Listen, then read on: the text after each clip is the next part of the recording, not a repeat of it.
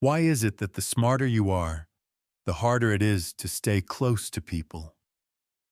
Why do so many highly intelligent, self-aware individuals end up lonely, misunderstood, or emotionally distant? It's not arrogance. It's not a superiority complex. It's something far more subtle and far more painful. It begins when your mind starts noticing too much. You walk into a conversation and immediately sense the unspoken tension. You hear what's not said more loudly than what is. You catch every contradiction, every moment of avoidance, every manipulation dressed as kindness. And slowly, the space between you and other people begins to widen. Not because you want it to, but because once you see the truth, you can't unsee it. Being intelligent doesn't mean you're better. It just means you're more aware. And awareness, while powerful, is a double-edged sword. Because when you're aware of emotional patterns, dysfunctional dynamics, unspoken needs, and subtle control games, you lose the ability to play along. You stop laughing at fake jokes. You stop tolerating shallow praise. You stop participating in rituals of politeness that feel like performance. And as you pull back from the false people, interpret that as distance, coldness, judgment. But it's not that you're judging them. It's that your mind won't let you pretend. This is the curse of clarity. You don't get to live in the comfort of illusion anymore. Most people thrive in illusion. They need it. They wrap their relationships in it like a blanket. Little lies that make love easier. Polished stories that make pain bearable. Shared delusions that keep the system running. But intelligence in its rawest form sees through the veil, and what you see changes you. You begin to spot the power games behind certain compliments. You recognize projection disguised as feedback. You feel the emotional labor hidden behind just checking in. You sense the expectations people place on you that they won't say aloud. You realize how often love is transactional, even when it's dressed up as unconditional. And it leaves you wondering, is anyone truly real with me, or have I simply become too aware to connect? The tragedy is this: the more clearly you see, the harder it is to stay. Because what people call connection is often just synchronized denial. And when you stop playing that game, you start to stand alone. You ask deeper questions, and people think you're being difficult. You pull away to protect your peace, and they say you're cold. You question the assumptions behind someone's behavior, and they accuse you of overthinking. But you're not overthinking. You're just seeing clearly. You're noticing what they've trained themselves not to see. So what do? Do you shrink your mind just to stay close? Do you soften your truth to keep the room warm? Do you pretend not to notice so you can still be included? This is the crossroads every emotionally intelligent person faces. Compromise connection, or compromise clarity. And for a while you'll try to find the balance. You'll try to hold both. But over time you'll begin to feel the fracture, the dissonance of being too aware in a world that rewards emotional blindness. And unless you learn how to hold your intelligence differently, it will start to break your relationships down from the inside. You'll begin to resent people for not understanding you. You'll start to withdraw because every interaction feels laced with hidden motives. You'll get tired of translating your thoughts to make them palatable. You'll feel unseen, unheard, unheld. And it's not because people are bad. It's because most people were never taught to think deeply, feel honestly, or sit in complexity. They survive by simplifying. And intelligence complicates. It's not that you don't belong. It's that your mind doesn't fit into the standard relationship model. And if you don't realize that, you'll think something's wrong with you. But here's the truth: there's nothing wrong with being intelligent. There's nothing wrong with noticing too much, feeling too deeply, thinking too far. But there is something wrong with assuming others will meet you there. The world runs on a different rhythm. Most people dance to the surface while you hear the bass line of the soul. If you don't learn how to protect that sensitivity, you'll start to believe it's a burden. You'll start to build walls. You'll start to numb yourself. You'll start to wear masks just to keep the peace. And in doing so, you'll abandon yourself in order to feel accepted. That is the real destruction. Because when you hide your intelligence just to fit in, you don't just lose connection with others. You lose connection with yourself. You begin to doubt what you see. You start to silence your questions. You dim your insight to make others comfortable. And slowly, you become emotionally sterile. Smart on paper, empty in the heart. You smile but feel unseen. You're surrounded but feel alone. Not because you're unlovable, but because you've made yourself less than whole just to stay loved. So what's the alternative? It's not to isolate. It's not to judge. It's not to give up on people. It's to learn how to live in truth without expecting everyone else to live there with you. To see clearly without always needing to be understood. To feel deeply without needing others to match your depth. To be the mirror even if they choose not to look. Because intelligence doesn't have to destroy connection, but it will if you try to make it invisible just to belong. The core truth is this: your mind sees what others miss. Your soul feels what others deny. That is not a flaw. That is your gift. But if you don't learn how to carry it with grace, it will turn into a weapon. Not against others, but against yourself. Because brilliance unguarded burns. And the first thing it scorches is closeness. Let's look deeper. What exactly causes intelligence to fracture connection? It's not just what you know, it's how your mind processes emotion, how your awareness creates tension in spaces designed for simplicity. Intelligence, especially emotional intelligence, comes with a strange paradox. The more you understand people, the harder it becomes to stay emotionally close to them. You understand their wounds, their projections, their attachment styles, their defensive mechanisms, their patterns of avoidance. You see the story behind the story, and it becomes harder to just accept things at face value. Because how can you be angry at someone who's only repeating what their childhood taught them? How can you fully trust a compliment when you know it's also a plea for validation? How can you feel safe in a room where everyone is performing and no one even realizes it? Your mind doesn't turn off. It dissects constantly. And while that's powerful for understanding, it's often fatal for intimacy. There's a concept in psychology called ego projection. It's the unconscious tendency to see others not as they are, but as extensions of ourselves. And intelligent people, they become mirrors, because you reflect what others are trying to hide, not intentionally, just by being present. Your clarity reveals their confusion. Your depth exposes their emotional shallowness.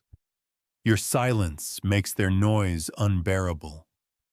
And people don't always respond well to mirrors. They either shatter them or walk away. That's why many intelligent people are seen as intimidating. Not because they're aggressive, but because they don't play the same emotional game. They don't gossip. They don't flatter. They don't seek belonging by mimicking the crowd. They watch. They notice. They ask questions that can't be answered quickly. And in a world obsessed with speed, slowness feels threatening. But here's the truth. It's not the intelligence that damages relationships. It's the lack of integration. Because without integration, your mind becomes a spotlight, and everything it sees is judged, analyzed, exposed. But when intelligence is integrated with compassion, it becomes a lantern.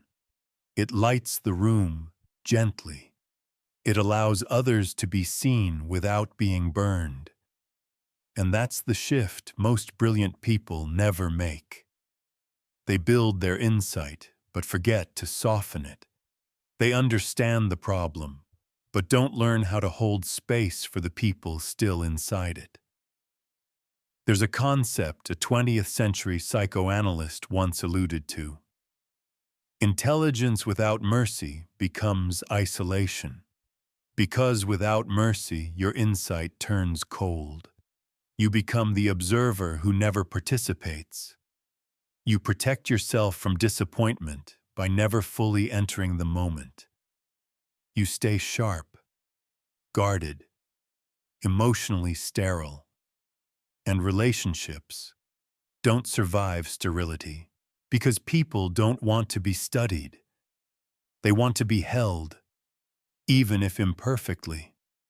So how do you shift? You stop using your mind as a shield. You start using it as a filter. Not every truth needs to be spoken. Not every motive needs to be unpacked. Not every dysfunction needs to be named.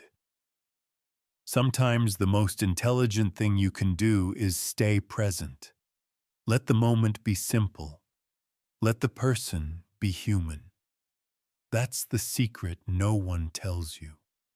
Real intelligence knows when to hold back, when to allow space for growth, when to be quiet in love, when to trade analysis for grace. You must understand most people are not trying to deceive you. They're trying to survive. They're not broken on purpose. They're simply repeating what they learned. And if your mind can see that, then your heart must learn to carry it. Because otherwise your knowledge becomes a knife, and you end up cutting away everyone you tried to understand. Let me give you a picture. Imagine someone sitting in a room of glass walls. They can see every angle, every flaw. They understand where the cracks are, how the structure was built, why the design is flawed. But that person is alone. And unless they learn to stop analyzing the architecture and begin inviting others into the space, they will remain untouched. That's the life of the unaffirmed intellect, clarity without connection, truth without touch. This is where emotional detachment comes in. Not the cold, avoidant kind, but the grounded kind, where you no longer need people to think like you in order to be with them, where you can see their flaws and still hold compassion, where you allow imperfection without sacrificing your standards. This kind of detachment is not distance, it's discipline. It's choosing to protect your peace without punishing others for their lack of depth. It's knowing when to walk away and when to simply sit quietly in your own clarity. There's a power in not reacting, in not over-explaining, in not analyzing every emotional twitch, because when you stop needing to understand everything, you begin to experience more. You begin to trust moments, not just study them. You let people reveal themselves instead of peeling back every layer on day one. And in doing so, you discover something profound. Intimacy doesn't come from knowing everything about someone. It comes from feeling safe to be unknown. And that safety begins with you. So what's the answer? You don't dim your intelligence. You expand it. You stop using it just to see. You start using it to understand, to forgive, to discern what's worth holding and what's simply passing through. Because when your intelligence is no longer your armor, it becomes your light. And in that light, you don't lose relationships. You redefine them. Not everyone will follow you. Not everyone will understand. But the ones who do will be worth the silence it took to find them. At some point in your journey, you will face a quiet reckoning. Not a dramatic moment, not a cinematic shift, but a slow inner settling. A voice inside you whispering, you can stop trying now. You can stop trying to be understood.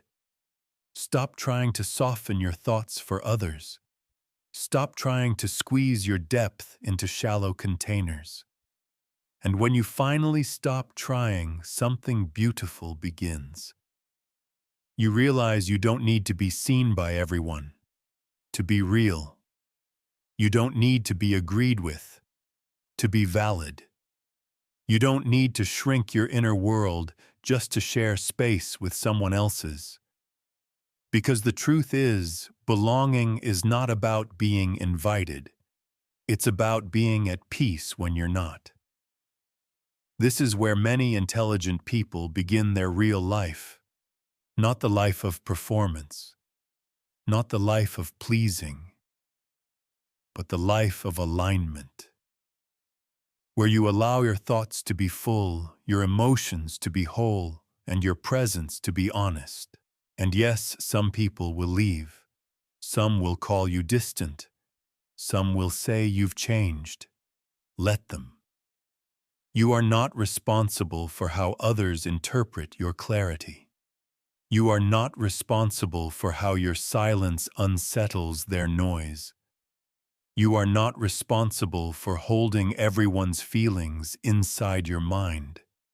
You're only responsible for this, not abandoning yourself to make someone else feel comfortable. The truth is, not everyone is meant to walk with you. Some people are only fluent in surfaces. They speak in smiles, live in distractions, build their homes out of repetition. And that's okay. You don't have to fight them. You don't have to fix them. You don't even have to explain why you're stepping away. Because the moment you realize your energy isn't owed, you start offering it with more grace. And grace is what transforms the coldness. What used to feel like detachment becomes discipline. What used to be withdrawal becomes wisdom. You're no longer hiding. You're choosing. You're not isolating. You're discerning. This is the power of individuation, a concept in depth psychology that means becoming fully yourself even when it costs connection. It's the process of breaking away from collective roles, no longer being the emotional caretaker, no longer being the agreeable one, no longer being the translator for everyone's emotional incoherence. You stop filtering your brilliance. Stop diluting your presence. Stop explaining your boundaries. And as you step into that wholeness, the right people begin to find you. Not because you became easier to love, but because you became truer to yourself. Now here's the final shift, the one that changes everything. You stop using intelligence as a tool for control and start using it as a foundation for compassion. Because once you've sat long enough with your own complexities, you begin to see everyone else's with new eyes. You stop expecting emotional fluency from people who were never taught the language. You stop resenting people for not understanding your depth. You stop needing every relationship to be perfect. Instead, you let them be human, messy, imperfect, unaware. And you love with boundaries. You stay with awareness. You leave with peace. Because now your mind is not a fortress. It's a sanctuary, a place where clarity lives, but doesn't condemn. This is where you begin to truly connect, not by giving everything, not by dimming anything, but by offering your presence without needing to be received a certain way. You no longer chase compatibility. You observe resonance. You no longer ask, will they understand me? You ask, can I remain myself around them? That question changes everything. Because intelligence doesn't destroy connection. Insecurity does. Ego does. The fear of being alone does.